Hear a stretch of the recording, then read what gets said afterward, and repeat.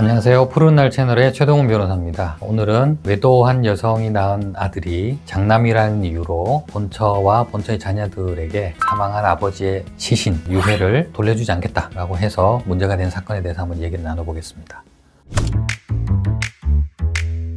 아버지와 어머님 사이에 딸이 2명이 있었고요. 근데 아버지가 외도를 해서 자식을 낳았는데 자식이 이제 아들이었어요. 그래서 아버지가 외도를 하면서 집을 나가서 그 외도녀와 같이 동거하면서 아이를 키우면서 이제 지내고, 원래 본처와 딸 2명은 따로 지냈던 그런 사례였는데 아버님이 돌아가셨어요. 돌아가시니까 그 외도녀 쪽에서는 아버님 돌아가셨다 이런 사실을 알리지도 않고 일방적으로 아버님을 화장해서 장례도 알아서 치러버리고 자기들이 원하는 곳에다가 봉안을 해버리고, 그런 상황에서 이 본처와 자녀들이 나중에 그 사실을 알고, 아니 아무리 외도녀라도 그렇게까지 하는 거는 잘못된 거 아니냐, 우리한테 아버지의 시신을 모시고 제사를 지내고 할 그럴 권리가 있으니까 아버지 유해를 돌려달라 라고 요청을 했죠. 그랬더니 안 된다고 한 거예요. 그래서 아버님의 유해를 누가 갖는 게 맞느냐, 그걸 두고 싸움이 벌어진 거죠. 그래서 이 본처 쪽에서는 딸이 2명 있다고 말씀드렸는데 장녀가 나서서 장남을 상대로 아버지의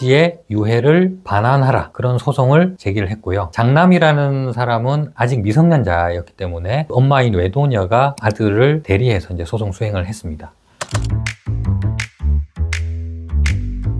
외도녀 쪽에서 주장한 논리가 바로, 내가 장남인데 장남이 아버지를 모셔야지, 당신네들은 딸이 아니냐, 딸이 왜 아버지 유해를 가져가려는 거냐, 내가 장남이고 내가 제사를 모실 거니까 내가 권리가 있다, 그래서 아버님 유해를 못 돌려준다, 그게 그쪽의 논리였거든요. 재판부에서 심리한 끝에 결국은 대법원에서는 비슷한 사례에 대해서 이미 판례가 있었어요. 사람의 사체나 유해, 유골 이런 것들은 재산은 아니에요, 엄격하게 말하면. 그러니까 돌아가신 분이 남긴 재산이 있다면 상속 재산이기 때문에 분할을 해야 되는데, 유해나 시체 이런 것들은 재산이 아니기 때문에 누가 분할해서 가지고 누가 소유권을 가지고 이런 개념은 성립하지 않고, 다만 관리권, 처분권 이런 비슷한 개념으로 권리를 승계받는다 이렇게 보거든요. 우리 민법에서는 사체 이런 것들을 제사용 재산의 일부로 보아서 제사 주재자가 승계받을 권리가 있다 이렇게 보고 있거든요. 그러면 제사 주재자가 과연 누구냐, 거기에 대해서 이제 논란이 있었고, 대법원에서는 옛날부터 상속인들 간에 협의가 되지 않으면 제사 주재자는 장남 또는 장손 등 남자 상속인이다 이렇게 판시를 해왔어요. 그래서 이 판례에 따르면 장남이 당연히 아버지 유해를 승계받는 게 당연하고 장남이 제사 주재자가 되는 것이죠. 그런데 이 딸들은 그걸 받아들일 수가 없었던 거예요. 1심, 2심에서도 반환 청구가 기각이 됐거든요. 그런 논리에 의해서 이 사건이 다시 대법원까지 갔고, 대법원에서 결론을 바꿨습니다. 아들이라고 해서, 장남이라고 해서 무조건 제사 주재자가 되는 것은 아니다, 이렇게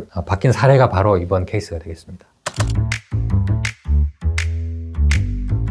딸도 제사 주재자가 될 수 있습니다. 대법원에서 판례를 변경하면서 무조건 남자 상속인들한테만 인정하던 제사 주재자의 지위를 딸들한테도 인정을 해줬습니다. 이런 차별에 따라서 제사 주재자를 나눌 건 아니고, 남자든 여자든 본처 자식이든 외도녀의 자식이든 구분할 거 없이 돌아가신 분의 촌수로 가장 가깝고 그 중에서 가장 나이가 많은 상속인이 제사 주재자다, 이렇게 이제 입장을 바꾼 거예요. 거기에 따져보면 첫 번째는 상속인들 간에 협의를 해서 정하되, 그러면 최근친이면, 이번 사건에서는 합의가 안 됐기 때문에 최근친의 연장자가 제사 주재자가 되거든요. 최근친, 촌수로 누가 제일 가까우냐, 촌수로는 딸들이나 장남이나 직계 비속이기 때문에 촌수는 똑같죠. 그러면 연장자가 되는 거예요. 그 다음 순서는 그 연장자로 따져봤더니 첫째 딸이 가장 연장자였던 거죠. 지금 장남은 미성년자이고, 그래서 결국은 장녀가 제사 주재자다 이렇게 인정이 되어서 장남이 이제 장녀한테 아버지의 유해를 반환해야 된다, 이런 결론으로 이제 변경을 했습니다. 돌아가신 분이 아버지이고, 아버지의 상속인으로는 본처가 있고 딸 2명이 있고, 그 다음에 외도녀한테서 낳은 아들이 1명 있죠. 그 사람들이 상속인이고, 그 외도의 상대의 여성은 상속인은 아니에요. 배우자가 아니기 때문에. 다만 외도녀가 낳은 혼외자인데 미성년자이기 때문에 그 엄마인 외도녀가 이 아들을 대리해서 친권자 입장에서 상속재산 분할이나 이런 유해 인도 소송에 관여를 한 것이죠. 하지만 당사자라고 볼 수는 없습니다. 그래서 외도녀 입장에서 상속 분할해줘 이렇게 요구할 수 있는 권리는 없는 거죠. 그리고 제사 주재자도 될 수는 없어요, 이분은. 어머님은 그럼 왜 빼는 거야? 왜 자식들만 제사 주제자가 돼야 되지? 이런 의문이 당연히 들 수밖에 없어요. 장남, 장녀, 남자냐 여자냐 이런 구분은 우리 헌법상 남녀 평등의 원칙이 있으니까 거기에 합치하지 않기 때문에 그건 그렇다 쳐도 부모하고 자식은 차별하냐, 돌아가신 분의 배우자가 제사 주제자가 되는 게 더 적합하지 않냐, 이런 의문이 있을 수도 있는데 우리 법원은 배우자를 무조건 제사 주제자에서 배제하지는 않았어요. 왜냐하면 우선 제사 주제자가 누가 될 것인가는 상속인들 간에 협의를 해보라는 거거든요. 협의를 해서 이 배우자, 그러니까 이 딸들의 엄마를 제사 주제자로 할 수도 있는 거예요. 금지되는 건 아니니까. 물론 이제 그렇게 합의가 안 되면 그 다음에는 자녀들한테 내려오겠죠. 자녀들 중에 누가 최근친이고 누가 연장자냐 그걸 따져볼 텐데, 그렇게 치면 이 어머님이라고 해서 무조건 제사 주제자에서 배제된 건 아니에요. 현실적으로는 제사 주제자 협의하기가 어렵기 때문에 어머님이 제사 주제자가 되는 경우는 조금 드물긴 할 것 같다, 이런 생각은 듭니다.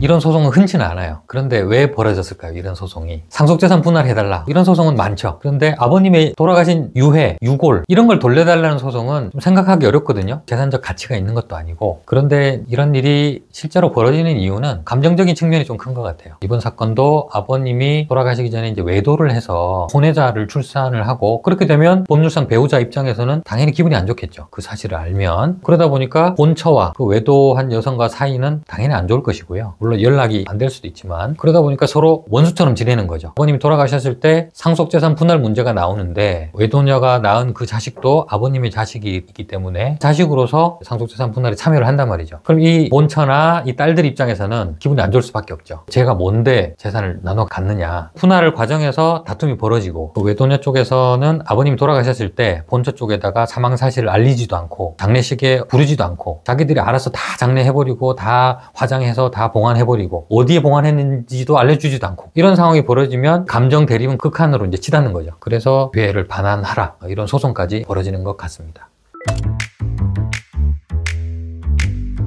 오늘은 상속재산 분할을 넘어서 아버님의 유해를 반환하라는 소송에 대해서 한번 얘기를 나눠봤는데요. 흔히 있는 일은 아니지만 상속재산 분할을 두고 다툼이 있는 가정에서는 그래도 종종 벌어지는 일입니다. 그래서 이번 영상에서는 변경된 대법원 판례에 대해서 제가 말씀을 드렸는데요. 제사 주제자가 누가 되는지에 대해서 이번 영상을 통해서 정확하게 인지를 하시고 소송을 하신다면 도움을 많이 받으셨다면 좋겠습니다. 감사합니다.